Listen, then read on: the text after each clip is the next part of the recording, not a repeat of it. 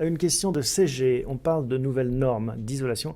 Oui, la question des normes dans l'immobilier, c'est forcément important. Qui devrait arriver dans les prochaines années, entraînant de lourds frais aux propriétaires. Cela risque de rendre non rentable un investissement immobilier. Ne vaut-il pas mieux se tourner vers la pierre papier, cher Agui?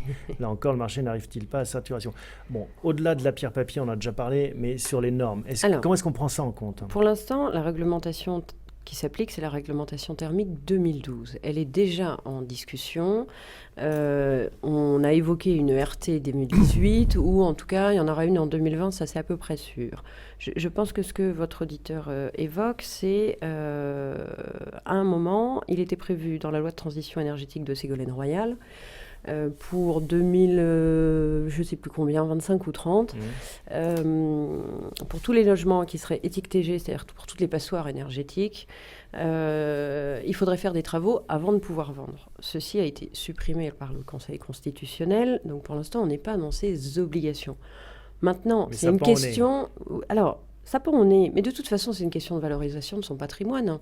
Si on veut améliorer sa plus-value de sortie, sa rentabilité, son loyer, on offre un logement de qualité et pas un taudis, si je peux être très clair. Comme les travaux, en effet, donc, de réhabilitation. Ces travaux de réhabilitation, ils sont déductibles du revenu foncier jusqu'à une certaine hauteur. Ils ouvrent droit à des crédits d'impôt. Enfin, il peut y avoir plein de choses. Là encore, la législation va évoluer. Il faut en profiter, mais il faut s'investir et regarder.